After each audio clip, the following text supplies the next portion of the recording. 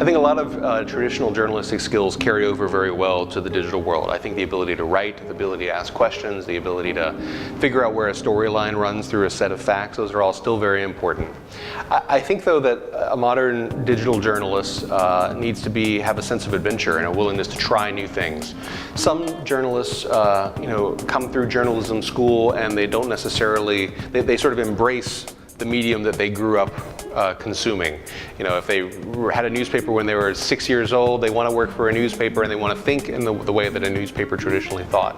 So I do think it's important that we're in a time of great flux in terms of the platforms in which journalism happens, and any journalist today needs to be willing to embrace that and to try things and to view the internet, I think, as their prominent, their most important outlet point.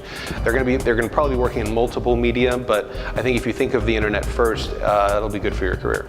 Well, I'm still in a newsroom. I run a newsroom now. It's just a much smaller newsroom, a newsroom of currently 4 people.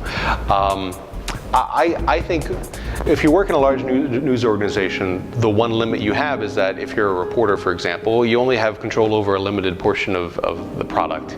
I could write stories when I was at the Dallas Morning News and they would reach a substantial audience, but I only had influence over that small portion. I do think with online media, because the scale is often smaller and the organizations are smaller, and because the roles are not so carefully defined, in a lot of cases you can build something and have a big important role in it. And I run a small news organization now, and I get to determine the technology back end, the content strategy, do some of the reporting and the writing, and I think that sort of mix is really pleasing. I think you have to define what the solution is.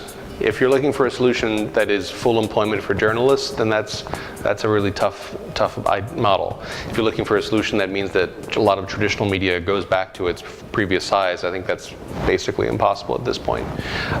If you're looking for a solution of how can you make sure that the public is informed on issues it needs to be informed about, I think it's very debatable whether there's a great crisis at that point. I think if you look at it from a news consumer's point of view, as long as you have internet access, there are very few people who go to bed at night thinking, man, I just didn't have access to enough information today. If anything, they might have the opposite response, which is that there's too much information and they need a guide to sort through it for them. And that is a role that journalists can I think, profitably play.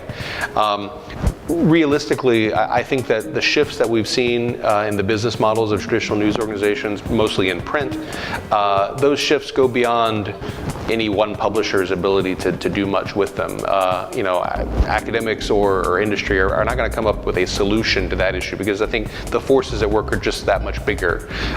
In the pre-internet era, whether you're in print or in broadcast, you had a very limited set of competition, and you knew how to work within that monopoly or oligopoly situation. Online, there's an enormous set of things that are competing for your audience's attention, and I think that Pandora's box has been opened, and I, for one, wouldn't want to close it. I think when I look at the academic research around the digital transition in journalism, I see a lot of good work, or at least some good work around the production end of it. I don't see as much on the consumption side about how individual news consumers are dealing with the many more choices that they have. There's been some good work in this area, but that's, I think, an area where I'd like to see more emphasis. I also think that it's also an area where I'd like to see a lot more ethnographic work around newsrooms and how newsrooms are adapting and changing their procedures and their policies and their workflows. These are all things that sociologists who study journalism communications have been interested in the past, and we're seeing a few people, but I'd like to see, I think there are more people who should be paying attention in an academic sense with a sociological lens to these transitions, because I think there's a lot of amazing stuff going on.